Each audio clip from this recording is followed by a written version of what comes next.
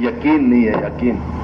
عبداللہ بن عباس رضی اللہ عنہ فرماتے ہیں انسان تنہائی میں سب سے چھپا کے جو بھی گناہ کر رہا ہے اس سے بڑا یہ گناہ ہے کہ یہ اللہ سے نہیں شرماتا۔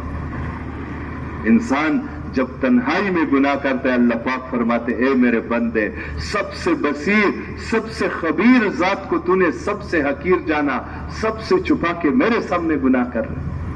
آج دوستو بھائیو، دل کے اندر یقین آ جائے، خدا کی قسم دل کے اندر آ جائے لا الہ الا اللہ کا یقین، ہو نہیں سکتا کہ جسم سے نکلنے والے اعمال محمد رسول اللہ نہ بن جائے۔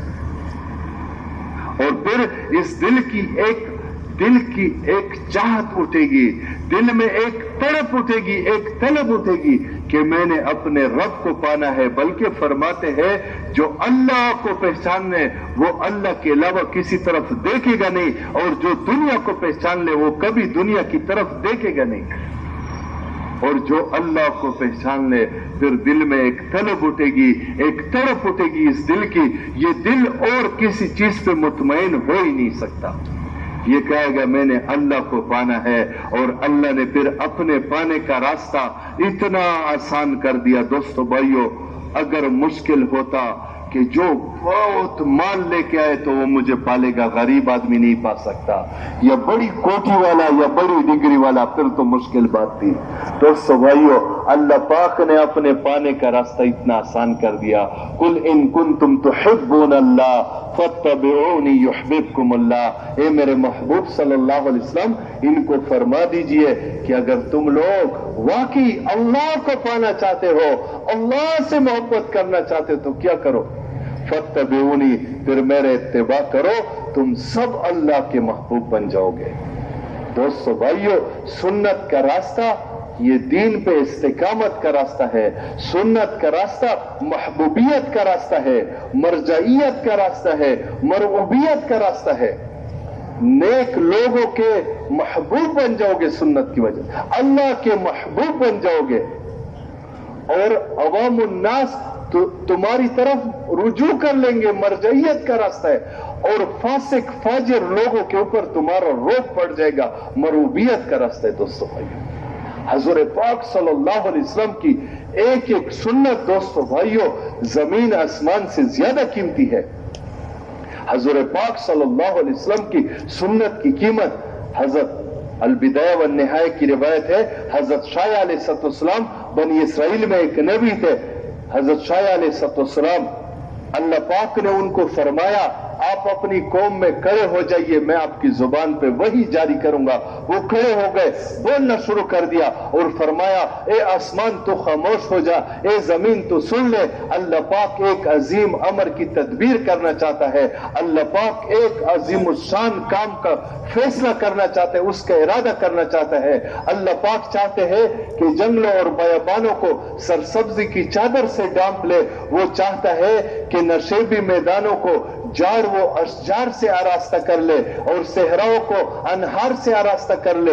وہ امیوں میں نبی امی بھیجنے والا ہے جو نہ سخت گو ہوں گے، نہ سخت دل ہوں گے، نہ بازاروں میں شور مچانے والے ہوں گے، بلکہ اگر جلتے ہوئے چراغ کے پاس سے گزرے تو ان کے رفتار کی سکون و لطافت سے وہ چراغ بجھنے نہ پائے، اگر خشک پتوں کے اوپر سے گزرے تو ان کے تلووں کی نرمی سے سرسراہٹ کی آواز سنائی نہ دے۔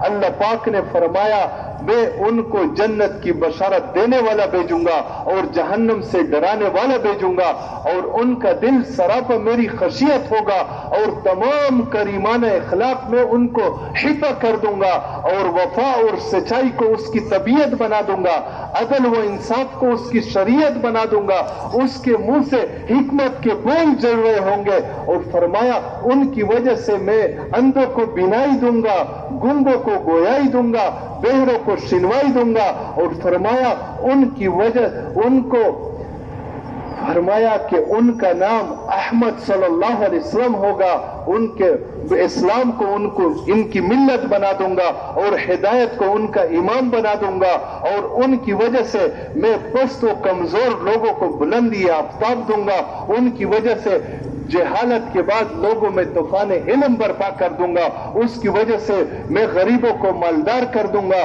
किल्लत को कसरत में तब्दील कर दूंगा और हक से भटके हुए लोगों में हक की पहचान करा दूंगा। उनकी वजह से मैं मुंतशिर अज़ा को जमा करके एक जिस्म बना दूंगा, मुतफर्रिक दिलों को आपस में जोड़ के एक दिल बना दूंगा और मुतफर्रिक कौमों को जमा करके एक उम्मत बना दूंगा और उनकी उम्मत को बेहतरीन बना दूंगा, जो अमर बिल मारूफ करेंगे, नही अनिल मुनकर करेंगे और मुतवक्किलीन होंगे, मुतसद्दिकीन होंगे और मुमिनीन होंगे। दोस्तों भाइयों, हुजूर पाक सल्लल्लाहु अलैहि वसल्लम क्या उनकी शान है। दोस्तों भाइयों, अल्लाह रब्बुल इज्जत ने कैसी उनको शान दी। आज हुजूर पाक सल्लल्लाहु अलैहि वसल्लम की मुबारक जिंदगी में हमें नाकामी नजर आती है, उनके दुश्मनों की जिंदगी में कामयाबी नजर आती है।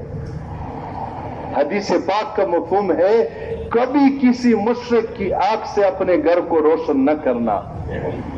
मुहद्दिसीन फरमाते इसकी शरह में, कभी किसी मुशरिक को अपना लीडर न बनाना। अंधेरे में चलने वाला है, खुद भी घाटी में गिरेगा, तुम्हें भी घाटी में गिरा देगा। हुजूर पाक सल्लल्लाहु अलैहि वसल्लम ऐसी शरीयत लेके आए, ऐसी मुबारक जिंदगी लेके आए जिसकी रात भी दिन की तरह रोशन है। हुजूर पाक सल्लल्लाहु अलैहि वसल्लम, दोस्तों भाइयों, कैसी उनके एक एक अदा, सहाबा कराम रिज़वान अजमईन आपके एक एक अदा के ऊपर मर मिटने वाले थे। हजरत अब्दुल्ला बिन अमर रज़ियल्लाहु अन्हु फ़ज़ल अमाल में हम पढ़ते रहते हैं, वो सुर्ख चादर, कुसुम में रंगी हुई चादर और रखी थी। बार बार वाकया सुनते हैं तो हुजूर पाक सल्लल्लाहु अलैहि वसल्लम ने सिर्फ नागवारी के अंदाज में पूछा, बात नहीं की और कोई बात, ये क्या और रखा है। दोस्तों भाइयों, वो आशिकाने रसूल थे, वो उन अदाओं से वाकिफ थे, वो मोहब्बत की अदा को जानते थे, वो नागवारी की अदा को जानते थे, वो उन अदाओं से वाकिफ थे, वो आशिक थे। दोस्तों भाइयों, सीधे घर में गए, क्या किया, तंदूर में वो चादर डाल दी। दूसरे मौके पर हुजूर पाक सल्लल्लाहु अलैहि वसल्लम ने क्या फरमाया, घर में किसी औरत को देते, उनके ओढ़ने में मुज़ाइका न था। उलमा क्या फरमाते हैं कि क्यों डाली तंदूर में, औरत को क्यों न दी। फरमाते सहाबा कराम आशिकाने रसूल थे, उन्होंने फरमाते हैं वो उस चादर को किसी के बदन पे देखना गवारा भी नहीं कर सकते थे जिस पे हुजूर पाक सल्लल्लाहु अलैहि वसल्लम की एक निगाह नागवारी की पड़ी हो, उसको देख भी नहीं सकते थे। अंसारी ने, वो कुब्बा था तो उस कुब्बे को वो करते, पूरे इमारत को मलिया मेट कर दिया, पूरे इमारत को जमीन के बराबर कर दिया, जिसके ऊपर निगाह नफरत की नागवारी की पड़ी हो, मैं इसको देख सकता हूं, मैं इसमें रह सकता हूं। दोस्तों भाइयों, जिस जिंदगी पे हुजूर पाक सल्लल्लाहु अलैहि वसल्लम की नागवारी की निगाह पड़ी है, दोस्तों भाइयों, आज हम किसके इत्तेबा कर रहे हैं। अबू जेल को एक मर्तबा हुजूर पाक सल्लल्लाहु अलैहि वसल्लम ने फरमाया कि मैं एक ऐसा कलमा जानता हूं कि अरब वाले तुम्हारे मुती बन जाएंगे, तुम्हारी हुकूमत हो जाएगी, और अजम वाले तुम्हें जज़िया देने लग जाएंगे। तो अबू जेल के दिल में, दोस्तों भाइयों, मौलाना सईद अहमद खान साहब रहमहुल्लाह फरमाया करते थे, ये दो जज्बे ऐसे हैं जिसके दिल में हो, सारे दुनिया के औलिया और सारे दुनिया के अंबिया उसको हिदायत नहीं दे सकते। हुब्बे जाह और हुब्बे माल, कि मैं बड़ा हूं, और माल की मोहब्बत। अबू जेल में माल की मोहब्बत नहीं थी, हुब्बे जाह, सरदारी, बड़ाई। तो उसके मिजाज की बात की हुजूर पाक सल्लल्लाहु अलैहि वसल्लम ने। जैसे हमें अपने हजरात वो हिदायत में कहते ना, कोई घोड़े का शौकीन है तो उनसे थोड़ी सी घोड़े की बात कर लो, वो ये सुन्नत से ये चीजें सब। तो अबू जेल को जब ये बात की ना, हुब्बे जाह दिल में भरी हुई थी। अबू जेल ने कहा, ए अबुल कासिम, अरबी में ये मुहावरतन उनकी बातें हैं, जब खुशामदाना पहलू इख्तियार करते तो कहते अबू फलाने, और जब गुस्ताखी का वो होते ना तो कहते इब्ने फलाने। तो अबू जेल ने खुशामदाना पहलू इख्तियार किया और कहने लगा, अबुल कासिम, ऐसे तो मैं 10 कलमे पढ़ने को तैयार हूं, कौन सा कलमा है। तो फरमाया, फिर पढ़ लो ला इलाहा इल्लल्लाह मुहम्मदुर रसूलुल्लाह और गवाही दो मेरी। अबू जेल ने कहा, ये तो आपकी गुलामी का कलमा है। इसका मतलब तो यह है कि एक आदमी एक रस्सी ले ले, ایک سرہ سے اپنے گریبان باندھ لے, دوسرا سرہ آپ کے ہاتھ میں دے لے کہ جس طرف آپ اس کو لے جانا چاہو اس طرف وہ چلا جائے. یہ تو آپ کی غلامی کا کلمہ ہے.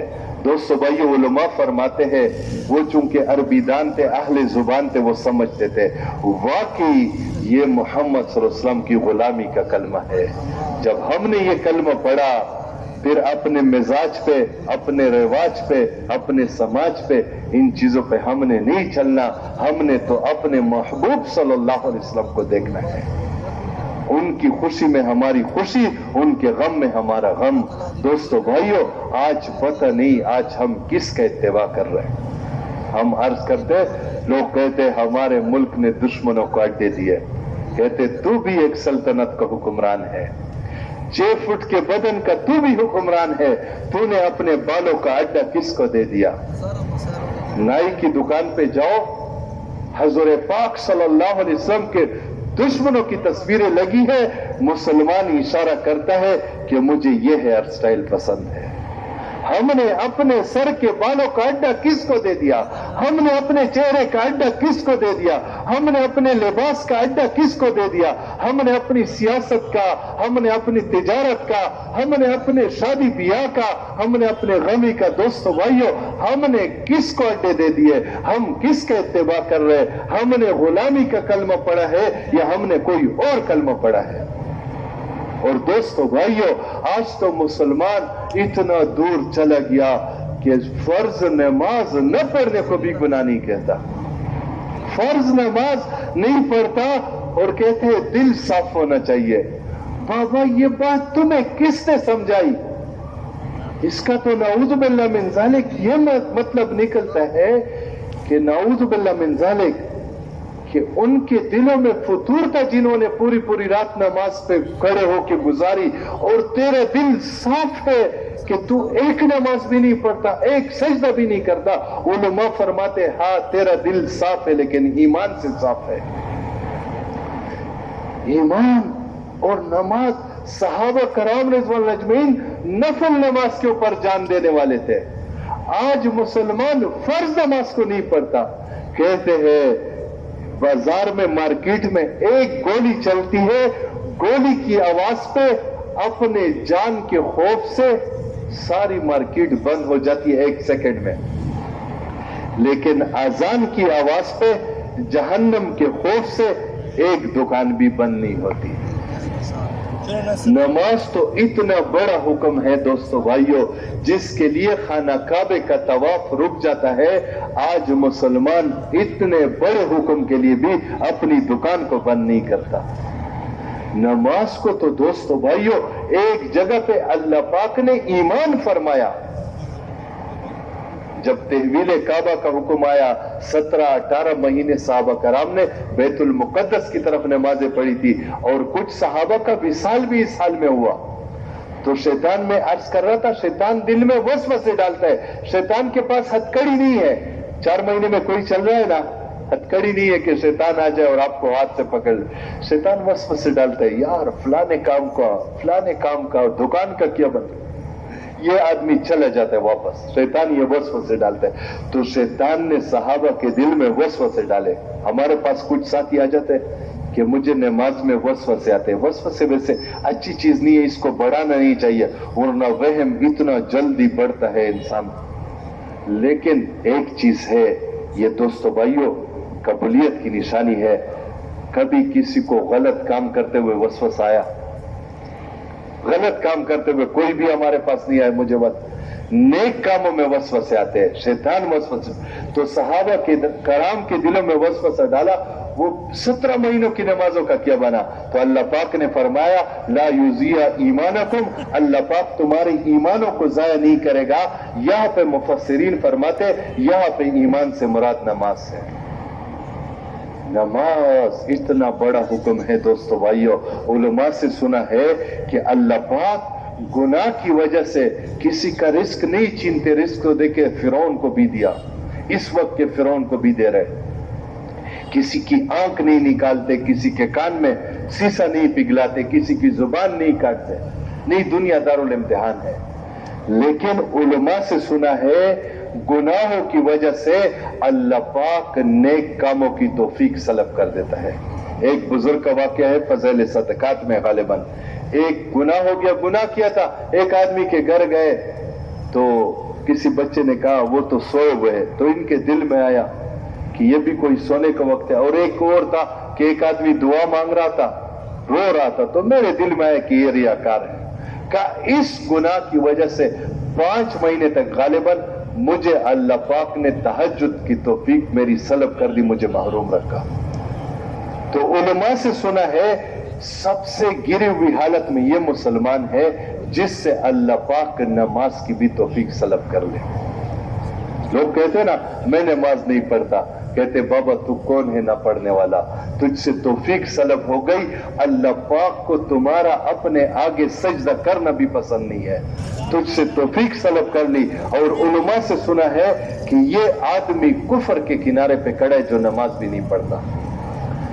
दीन की 5 बुनियादें हैं, जो नमाज न पढ़े क्या ख्याल है ये लाखों लगा के हज पे चला जाएगा? जो नमाज नहीं पढ़ता ये सुबह से शाम तक भूखा रह के रोजा रख सकता है। जो नमाज नहीं पढ़ता ये लाखों दे के ज़कात अदा करेगा। तो जिसके पास हज, ज़कात, रोजा और नमाज चारों चीजें नहीं है, ये कुफर के किनारे पे खड़ा है, कलमा है।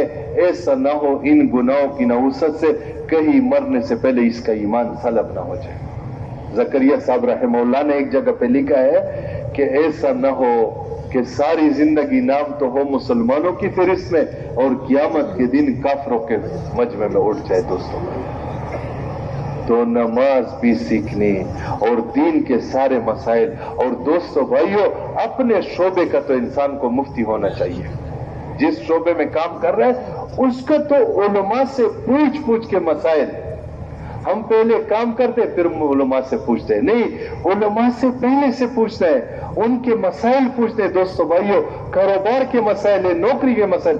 डॉक्टर सलीम साहब मदीजिल हमारे रायविंड के बुजुर्गों में वो फरमा रहे थे कि मैंने एक मरतबा मुफ्ती ज़ैनुल साहब रहमहुल्लाह से वैसे पूछा कि मैंने तो अल्हम्दुलिल्लाह सारी जिंदगी नौकरी तो की नहीं, क्योंकि जब ये फारे हो गए तो हाजी साहब ने उनको फरमाया था हमारे पास रायविंड आ जाओ, तो अल्हम्दुलिल्लाह राय कहा। मैं प्राइवेट क्लिनिक करता था, तो मैंने मुफ्ती साहब से पूछा कि मुफ्ती साहब मैंने तो नौकरी नहीं की लेकिन क्लिनिक करता हूँ, क्लिनिक में मैंने वक्त लिखा हुआ है 9 से 12 बजे या जो भी मेरा वक्त है, तो कभी कभी गश्तों में चला जाता हूँ, कभी कभी 9 बजे की बजाय मैं 10 बजे पहुंच जाता हूँ क्लिनिक में, 11 बजे, तो इसका मुझे गुनाह होगा? अल्लाह। मुफ्ती साहब ने फरमाया इज़ाए मुस्लिम का गुनाह तो कहीं गया नहीं कि मुसलमान को तकलीफ हो गई, आपने 9 बजे का वक्त लिखा और 11 बजे आ गए। दोस्तों भाइयों, ये उलमा से पूछेंगे फिर पता चलेगा। आज हमें पता कुछ नहीं, हमने फर्ज कर लिया हमें सब कुछ आता है। एक मरतबा मारिफुल कुरान में वैलुल लिल मुतफ्फिफीन की तफसीर में पढ़ रहा था, सूरह मुतफ्फिफीन में, तो पहले हम समझते थे कि ये मुतफ्फिफीन जो है ये ताजिर लोगों के लिए है कि लेने के पैमाने और है, देने के पैमाने और है। मुफ्ती शफी साहब ने लिखा है कि इसमें सिर्फ ताजिर नहीं, नौकर पेशा भी मुतफ्फिफीन में आ सकते। कैसे आ सकते हैं? फरमाया कि ड्यूटी का टाइम है बिलफर्ज करे 8 बजे, ये दफ्तर पहुंचते हैं 10 बजे, छुट्टी का टाइम है 3 बजे, ये छुट्टी करता है 1 बजे। जब देने का वक्त था न टाइम पे गया, न वक्त पे गया, न वक्त पे आया, देर से गया और जल्दी आया। जब देने का वक्त, जब लेने का वक्त आया तो पूरी तनख्वाह लेता है, तो फरमाया ये भी मुतफ्फिफीन में है। दोस्तों उलमा से पूछना है सारे मसाइल, यकीन जाने। लेकिन मैं अर्ज कर दूं, उलमा के पास भी इंसान ईमान की ताकत से जाता है, ईमान की ताकत के बगैर उलमा के पास भी नहीं जाता। जैसे वो एक साथी कहने लगा मुझे तो ये बीमारियां तो इतनी पेचीदा है, मैं तो अनपढ़ आदमी हूं, मुझे तो इन बीमारियों के नाम भी नहीं आते, मुझे कैसे पता चलेगा कि मुझे भी कोई बीमारी है?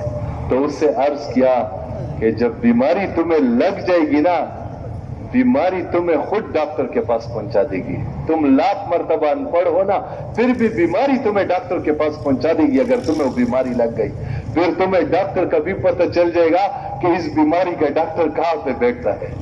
اسی طرح دوستو بھائیو، ایمان کی طاقت تمہیں علماء کے پاس پہنچائے گی.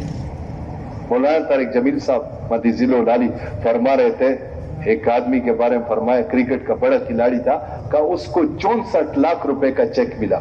تو مجھ سے پوچھا کہ مولانا صاحب یہ حرام ہے کہ حلال؟ کہتے میں نے سوچا، میں نے کہا نیا ساتھی ہے، کہا نہیں مولانا صاحب مجھے آپ بتا دیں، اگر حرام ہے میں اب ہی چھوڑتا ہوں. کہتے میں نے کہا یہ تو ہے حرام. کہا اسی وقت 64 لاکھ کا چیک چھوڑ دیا کہ میں نہیں لیتا. یہ دوستو بھائیو کون چھوڑے گا؟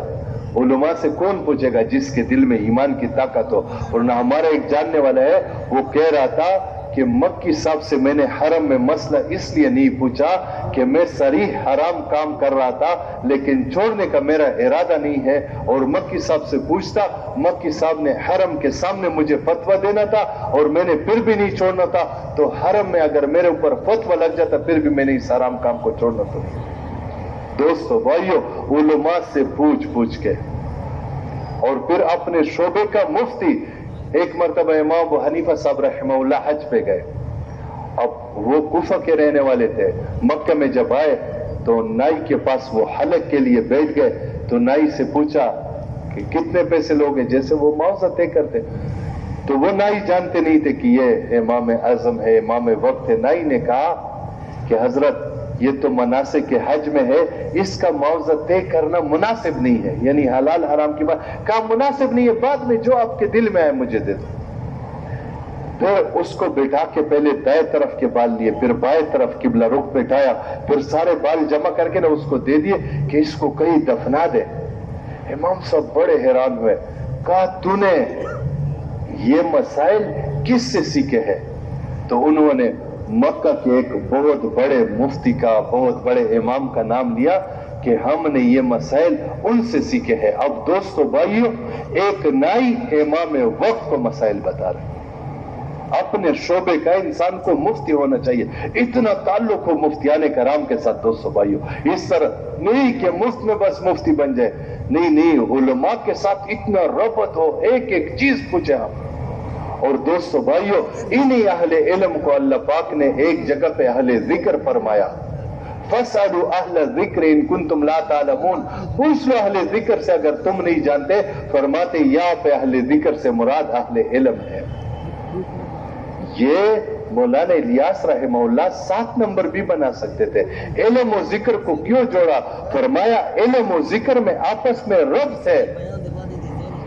لوگ کہتے ہیں علم شیطان کے پاس بھی تھا. علماء حضرات فرماتے کہ شیطان کے پاس معلومات تھی، علم تو دل کے نور کا نام ہے. یہ نور اس کے دل میں ہوتا تو اللہ پاک کی نافرمانی وہ نہیں کر سکتا تھا. اور ذکر یہ جلاء القلوب ہے، اس سے دل نورانی بنتا ہے. کسی نے سلمان رضی اللہ عنہ سے پوچھا کہ اعمال میں بڑی عمل کون سا ہے؟ فرمایا تو نے قرآن نہیں پڑھا. وَلَذِكْرُ اللَّهِ أَكْبَرُ. اللہ پاک کا ذکر بہت بڑی چیز ہے. حضرت معاذ بن جبل رضی اللہ عنہ جب جدائی کا وقت یمن جا رہے تھے، فرمائے اس حال میں کہ میرا ایک پاؤں پائیدان کے اوپر تھا گھوڑے کے اور دوسرا زمین پہ تھا. میں نے عرض کیا یا رسول اللہ، سب سے اعلیٰ اونچا عمل کون سا ہے اعمال میں؟ فرمایا اے معاذ، تمہیں اس حال میں موت آ جائے کہ تیری زبان اللہ کے ذکر سے تر ہو، تو اللہ کے ذکر میں رطب اللسان ہو، تمہیں اس حال میں موت آ جائے. دوستو بھائیو، اتنا بڑا عمل اللہ پاک نے ہر چیز کی حد رکھی ہے. نماز 5 فرض ہے، روزہ سال میں، 1 مہینہ، حج زندگی میں، لیکن ذکر کی کوئی حد نہیں ہے. وَاذْكُرُوا اللَّهَ ذِكْرًا كَثِيرًا. کثرت کے ساتھ اللہ پاک کا ذکر کرو. اور فرمایا موقع محل کی دعائیں یہ بہترین ذکر ہے. صبح کی دعا، شام کی دعا، کپڑا پہننے کی دعا، آئینہ دیکھنے کی دعا، نیا چاند دیکھنے کی دعا، بستی میں داخل ہونے کی دعا، بستی نظر آنے کی دعا، بستی میں ٹہرنے کی دعا، اور بستی کے آثار نظر آنے کی دعا، سواری کی دعا، سفر کی دعا، سفر کے ارادے کی دعا، مہمان کو رخصت کی دعا. یہ ساری دعائیں سیکھی ہوتی ہے، موقع پہ یاد نہیں ہوتی کیونکہ دل غافل ہے. دلوں کی غفلت دور کرنے کے لیے اللہ پاک کا ذکر ہے. اور دوستو بھائیو، کسی نے احمد علی لاہوری صاحب رحمہ اللہ فرمانے لگے کہ اگر میں ٹرین نے سیٹی بجائی ہو اور میرا ایک پاؤں پائیدان کے اوپر ہو اور ایک پاؤں نیچے پلیٹ فارم پہ، اور کوئی میرے پاس آ جائے اور کہے احمد احمد آواز دے اور کہے کہ مجھے پورے قرآن کی تفسیر بتا دو تو میں بتا سکتا ہوں اتنی دیر میں بھی۔ کہا کیسے بتا سکتے ہو؟ فرمایا پورے قرآن کا خلاصہ 3 باتیں ہیں کہ اللہ کو راضی کرو عبادت کے ساتھ، اللہ کے محبوب صلی اللہ علیہ وسلم کو راضی کرو اطاعت کے ساتھ، اللہ کے مخلوق کو راضی کرو خدمت کے ساتھ۔ یہ فرمایا یہ پورے قرآن کا خلاصہ ہے دوستو بھائیو۔ اللہ پاک اس مسلمان کی بڑی شان ہے، مسلمان بڑے شان والا ہے دوستو بھائیو۔ ہم اکثر عرض کرتے ہیں اتنا وی آئی پی کوئی ہے پوری دنیا میں، اتنا وی آئی پی کوئی نہیں ہے کہ پورا جمبو جہاز، فوکر جہاز بادشاہوں کے ہوتے چھوٹے چھوٹے، پورا جمبو بڑا جہاز ایک بادشاہ کے لیے بھی نہیں چلتا کہ اکیلا اس میں بادشاہ بیٹھا ہو اور اس کے لیے ایک جہاز چلے۔ پوری لمبی ٹرین ایک بادشاہ کے لیے بھی نہیں چلتی، سلیپر 1-2 سلیپر ہوتے ہیں، پوری لمبی ٹرین ایک بادشاہ کے لیے بھی نہیں چلتی۔ اور دوستو بھائیو یہ مسلمان اتنا وی آئی پی ہے، اتنا اس کا پروٹوکول ہے اللہ پاک کے ہاں، اتنا اس کا مقام ہے کہ ایک وہ مسلمان جو صرف اللہ اللہ کہنے والا ہو، اس کے لیے پورے کائنات کا نظام چلتا ہے۔ یہ مسلمان اتنا قیمتی ہے دوستو بھائیو، اس کے دل میں نور ایمان ہے۔ آج مسلمان، آج دوستو بھائیو ہمارے حضرات تو فرماتے ہیں ہمارا ایمان تو دل میں ہے، روزہ پیٹ میں ہے، نماز مسجد میں ہے جہاں پہ کافر آتے نہیں ہے، ہمارا حج بیت اللہ میں ہے جہاں پہ حدود حرم میں کافروں کا داخلہ بند ہے، ہماری زکوٰۃ تو صرف مسلمان کو دے سکتے، کافر کو دے نہیں سکتے۔ وہ کون سی چیز ہماری دیکھیں گے کافر جس سے متاثر ہو کہ وہ اسلام میں آئیں گے؟ وہ دوستو بھائیو ہمارے اخلاق، ہمارے معاملات، ہماری معیشت، ہماری معاشرت۔ وہ ایک عالم مفتی صاحب کو آج کے آئے تھے، وہ فرما رہے تھے ہدایہ کی 4 جلدیں ہیں، ایک جلد عبادات کے لیے، باقی 3 جلدوں میں معاملات، تجارت، معیشت، یہ ساری چیزیں۔ آج تو مسلمان اتنا دور چلا گیا۔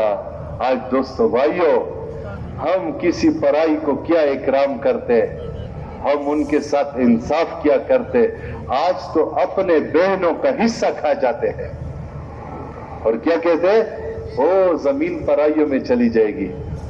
بھائی جب تیری بہن پرائیوں میں رشتہ ہو رہا تھا اس وقت تو تیری غیرت جاگی نہیں تھی، اور اپنے بھانجوں کو تیری زمین جا رہی ہے تو زمین نہیں دے رہا۔ تو بھائیو آج حقوق کے معاملے میں یقین کرے یہ مرنے کے بعد پتہ چلے گا۔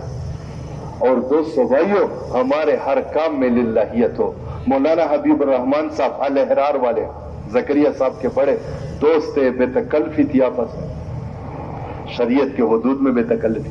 ایک مرتبہ مولانا حبیب الرحمان صاحب زکریا صاحب کے پاس آئے، لمبی بات ہے، جب ان کے پاس آئے تو زکریا صاحب کو کہنے لگے مولانا زکریا یہ تصوف کیا بلا ہے؟ انہوں نے کہا وہ تھوڑا سا ان کے ساتھ میں نے عرض کیا بے تکلفی تھی، مذاق۔ زکریا صاحب نے فرمایا تصوف تو اخلاص کا نام ہے جس کی ابتدا انما الاعمال بالنیات اور انتہا مقام احسان ان تعبد اللہ کانک تراہ، کہ اخلاص کا نام تصوف ہے۔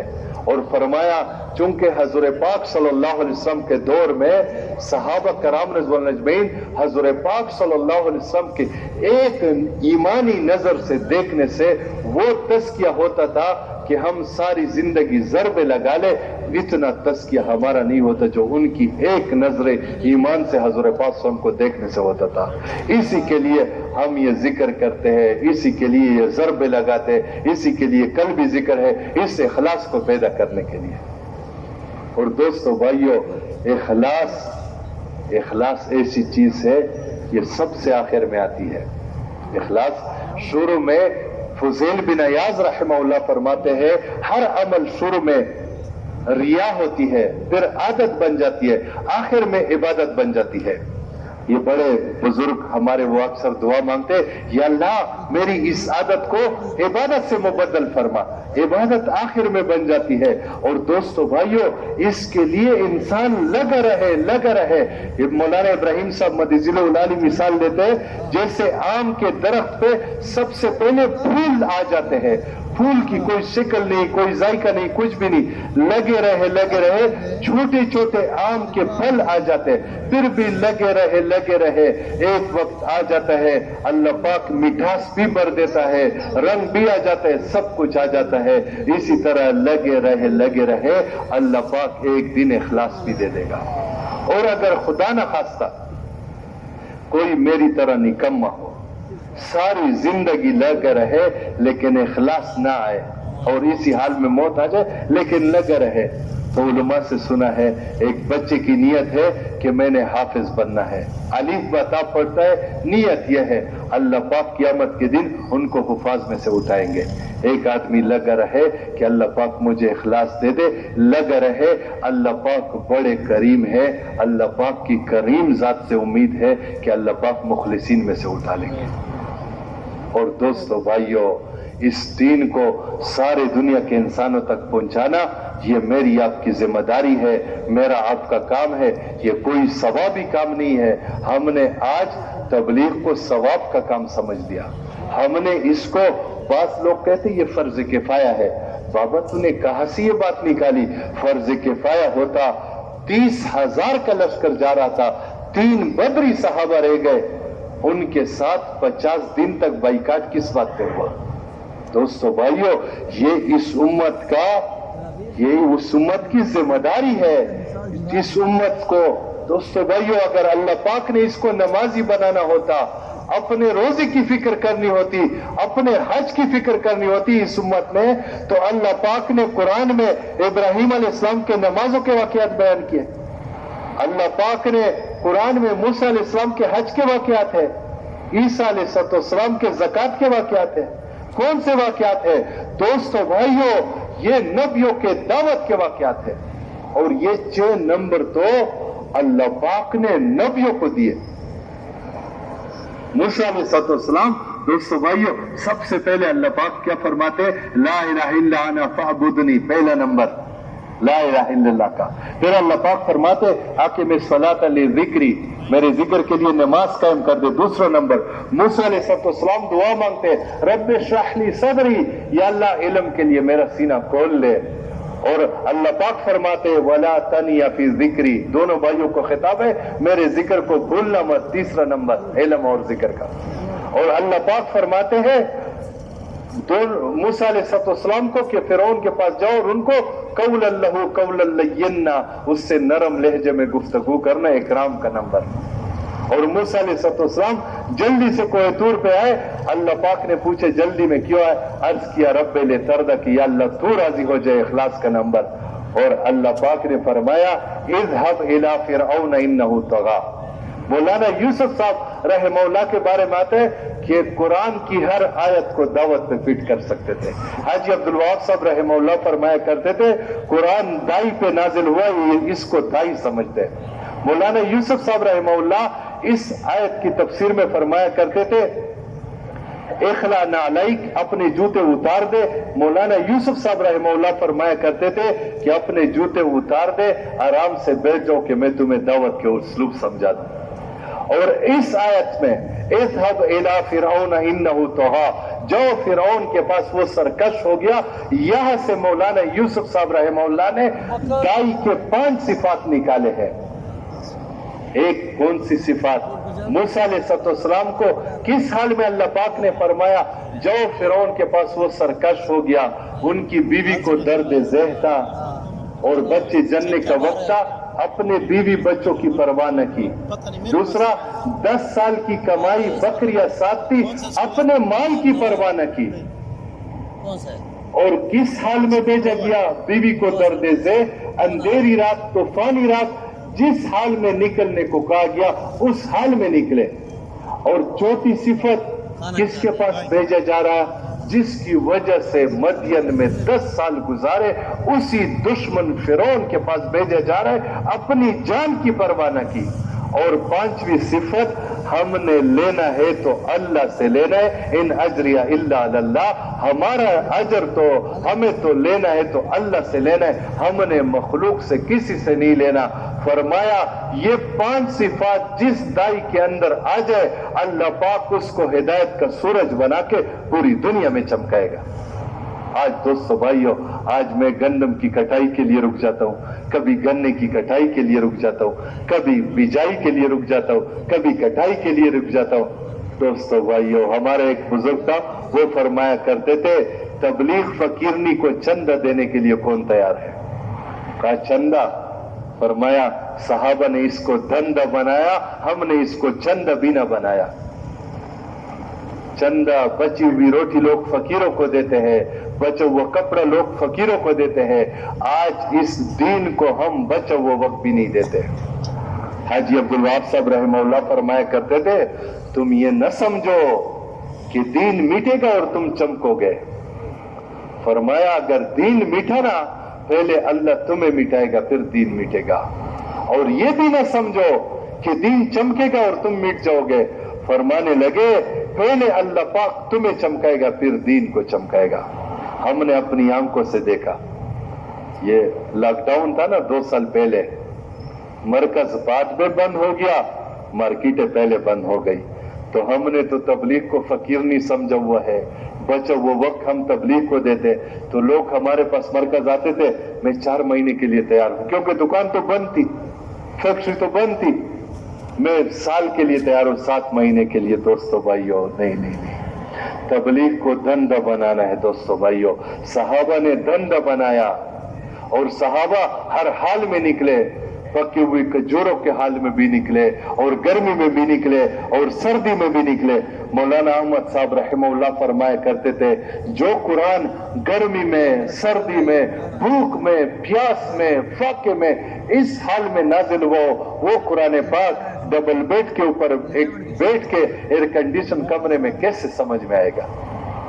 اس لیے تو پھر کہتے کون سی کتاب میں ہے دین کے لیے نکلنا، بیوی بچوں کو چھوڑ کے جانا کون سی کتاب میں ہے؟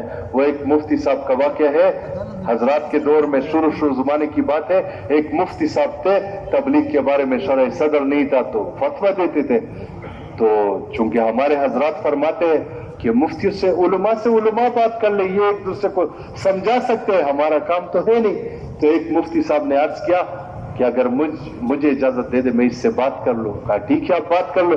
وہ اس مفتی صاحب کو جانتے نہیں تھے، تو اس مفتی صاحب کے پاس گئے، لوگ ان سے مسائل پوچھ رہے تھے، بڑے مفتی تھے، تو ان کو کہا آپ کا کوئی مسئلہ؟ کہا میرا مسئلہ ہے لیکن یہ لوگ چلے جائے پھر آپ سے میں نے ایک مسئلہ پوچھنا ہے۔ جب لوگ چلے گئے تو اس مفتی صاحب نے کہا، اب وہ جانتے نہیں تھے کہ یہ بھی مفتی ہے، کہا حضرت ہمارے علاقے میں ایک آدمی ہے، اس کے والدین بوڑھے بھی ہیں، بیمار بھی ہے، اور والد نابینا ہے اور بچیا جوان ہے، اور اس علاقے میں اس کی اتنی سخت دشمنی ہے کہ وہ اس کے جان کے بھی دشمن ہے اور عزت و ناموس کے بھی دشمن ہے، اور یہ آدمی اللہ پاک کے راستے میں اللہ کے دین کے لیے چلا گیا، اپنی جوان بچیوں کو دشمنوں کے بیچ میں چھوڑا، بیمار والدین کو چھوڑا، بوڑھے والدین کو چھوڑا، اور گھر میں جتنے پیسے تھے نا وہ بھی سارے اپنے ساتھ لے گیا۔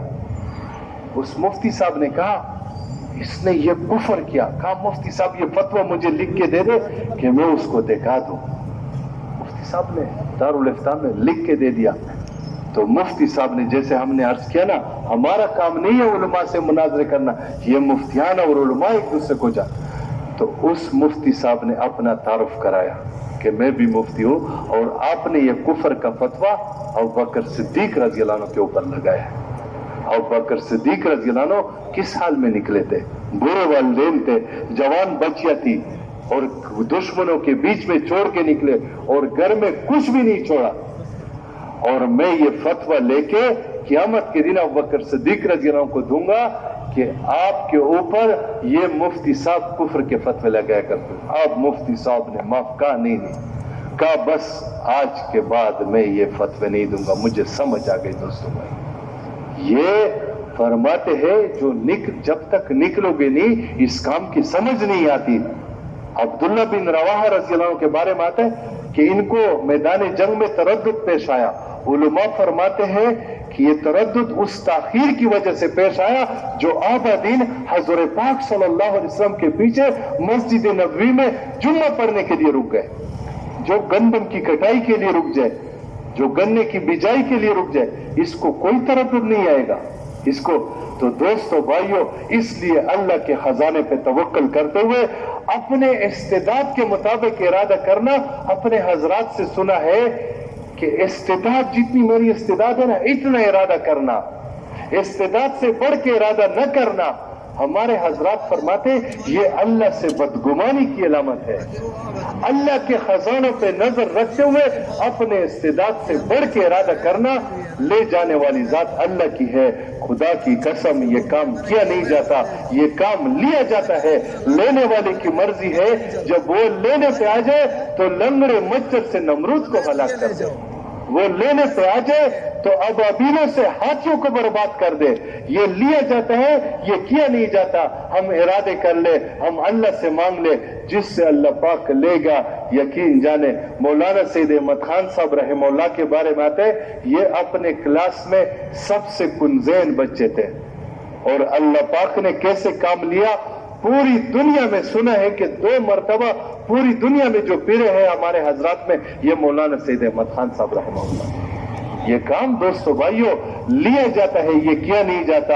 اور لیا اس سے جاتا ہے جو اللہ کے خزانوں پہ, اللہ پاک کے وعدوں پہ یقین کر کے اور نیت کر کے ارادہ کر کے. مولانا سید احمد خان صاحب بہت بڑھاپے میں جا رہے تھے. کسی نے کہا حضرت اب تو بڑھاپا ہے اور یہ ہے. فرمایا عزم بھی کسی چیز کا نام ہے. ایک مرتبہ حاجی صاحب کے آخری زمانے میں کئی ممالک سے واپس آئے تو ایک ملک کا ویزا نہیں مل رہا تھا, اس ملک میں بھی تشکیل تھی. تو جب رائے پہنچے بہت تھکے ہوئے, اس ملک کی سے خبر آئی کہ ویزا لگ گیا. اب حضرات نے بات رکھی, سب نے رائے دی کہ حضرت کسی اور کو بھیج دے, اب تھکے ہوئے ہے, بڑھاپا ہے, مجاہدہ ہے. حاجی صاحب نے فرمایا اس تھکن کے علاوہ ہمارے پاس ہے کیا, اور پھر تیار ہو گئے. دوستو بھائی ہمیشہ کے مزے میں چلے گئے کہ نہیں, اب آرام کر لیں گے. مولانا یوسف صاحب رحمہ اللہ جب فوت ہو گئے تو ان کی والدہ مولانا الیاس رحمہ اللہ کی اہلیہ وہ نکلی, چوک میں ان کا جنازہ رکھا ہوا تھا. فرمانے لگی بیٹا آرام کر لو, زندگی میں نہ خود آرام کیا نہ لوگوں کو آرام کرنے دیا, اب آرام سے سو جاؤ. وہ فرمایا کرتے تھے دنیا کام کی جگہ, قبر آرام کی جگہ, آخرت انعام کی جگہ. دوستو بھائیو زندگی ہوگی رمضان کی طرح, موت ہوگی عید کے چاند کی طرح, اور زندگی ہوگی روزہ داروں کی طرح, موت ہوگی مغرب کے اذان کی طرح. تو اس کے لیے اللہ کے خزانوں پہ توکل کرتے ہوئے اس مجمع میں نقد چلے 4 مہینے کے لیے کون تیار ہے؟ ماشاءاللہ نقد کون تیار ہے دوست؟ ماشاءاللہ. اور ساتھی بھائیوں, اور ساتھی کھڑے ہو جائے.